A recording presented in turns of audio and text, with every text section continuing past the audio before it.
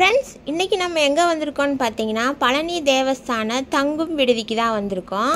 இந்த இடத்துக்கு பேர் தண்டபாணி நிலையம். பசங்களுக்கு எக்ஸாம்ஸ் லீவ் ஸ்டார்ட் ஆயிடுச்சு. சுற்றுலா பயணிகள் வருகையும் பழனியில் ரொம்ப அதிகமாக இருக்குது. பக்தர்கள் வருகையும் நாளுக்கு நாள் அதிகமாக இருக்குது. இந்த சமயம் பழனி தேவஸ்தான தங்கும் விடுதியை பற்றி தெரிஞ்சுக்கிட்டிங்கன்னா உங்களுக்கு யூஸ்ஃபுல்லாக இருக்குன்னு தான் இந்த வீடியோ மேக் பண்ணியிருக்கேன். இங்கே 300 ரூபாயிலேருந்தே உங்களுக்கு ரூம்ஸ் கிடைக்கிது. சரி வாங்க, பஸ் ஸ்டாண்ட்லேருந்து தண்டபாணி நிலையம் எப்படி வரணுங்கிறதையும், ரூம்ஸோட ரேட்டு, அப்புறம் இங்கே எத்தனை ரூம் இருக்குங்கிற தகவலையும், எப்படி புக் பண்ணணும், அப்புறம் கடைசியில் ஒரு ரூமையும் காட்டியிருக்கேன். வாங்க வீடியோக்குள்ளே போய் பார்க்கலாம். இப்போ நம்ம பழனி பஸ் ஸ்டாண்டு வெளியில் வர்ற இடத்துல இருக்கோம். அதாவது வஉசி மத்திய பேருந்து நிலையம்ன்ற அந்த ஆர்ச்சிலேருந்து வெளியே வரணும். வெளியே வந்து நீங்கள் தெற்க திரும்பினீங்கனாவே மலை தெரியும் உங்களுக்கு, பழனி மலை. அந்த ரோட்லேயே நேராக நீங்கள் வரலாம். பழனி பஸ் ஸ்டாண்ட்லேருந்து தண்டபாணி நிலையம், அதாவது தேவஸ்தான தங்கும் விடுதி, நடந்து வர்ற தூரத்தில் தான் இருக்குது. கொஞ்சம் வயசானவங்க பெரியவங்கன்னா ஆட்டோவில் கீது வரலாம்.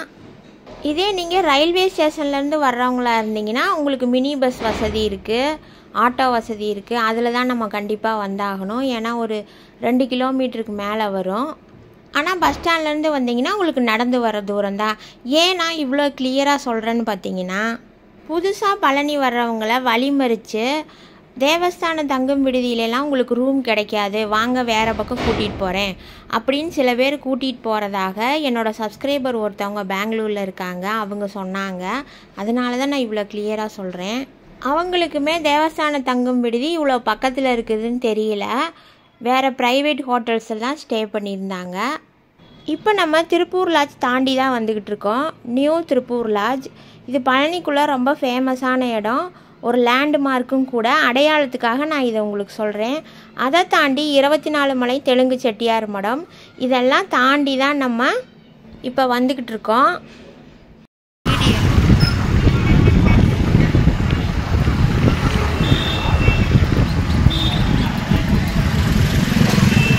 இந்த இடத்துல தேவரையா சிலை இருக்குது. இது ஒரு லேண்ட்மார்க்கு. இதில் நீங்கள் ரைட் சைடு போனீங்கன்னா திரு ஆவினங்குடி போயிடுவீங்க.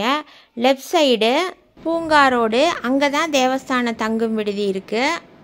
நாம் இப்போ லெஃப்ட் சைடு தான் போகணும்.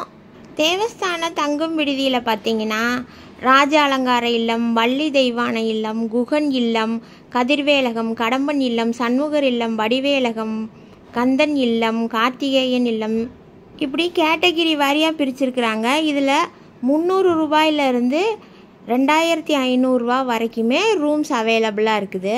இப்போ நம்ம தண்டபாணி நிலையம் வந்துட்டோம். வாங்க உள்ளே போய் பார்க்கலாம். உள்ளே வந்து பார்த்ததையுமே உங்களுக்கே தெரியும் எவ்வளோ விலாசமான இடம் இருக்குன்னு. எத்தனை கார் வந்தாலுமே சேஃபாக நிறுத்திக்கலாம். அதுக்கப்புறமா ரூம்ஸை பற்றி டீட்டெயில்ஸ் இந்த போர்டில் க்ளீனாக எழுதியிருக்கோம். அதை பார்த்து நம்ம தெரிஞ்சுக்கலாம். இப்போ நம்ம பார்த்துக்கிட்டு இருக்கிறது தான் தேவஸ்தான ரூம்ஸ் புக் பண்ணுற இடம். இங்கே நீங்கள் ப்ரூஃபாக ஏதாவது ஐடென்டி கார்டு இல்லை ஆதார் கார்டு ஏதாவது காட்ட வேண்டியது இருக்கும்.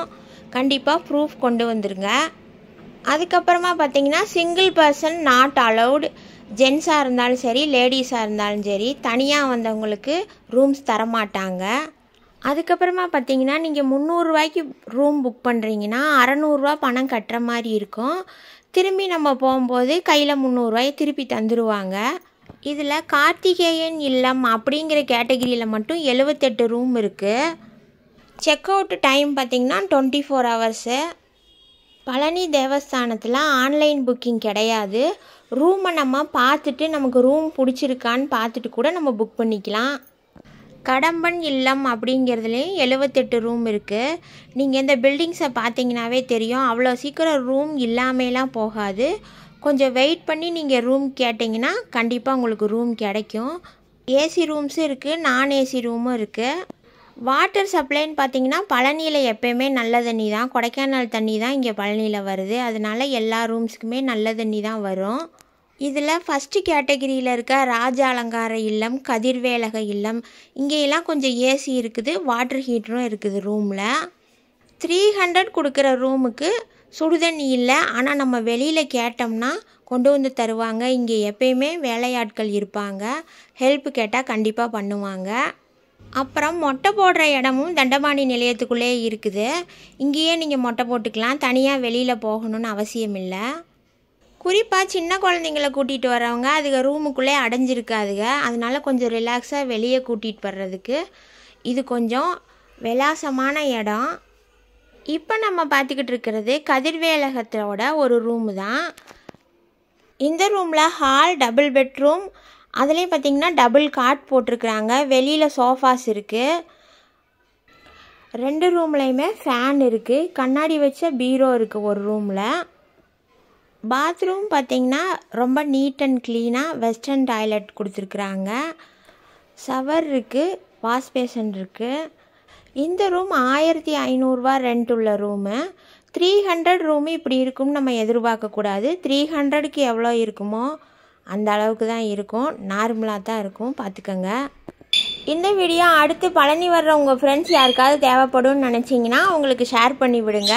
வீடியோ பற்றின கருத்துக்களை கமெண்டில் தெரிவிங்க. ஏதாவது டவுட் இருந்தாலும் கொஸ்டின் பண்ணுங்கள்.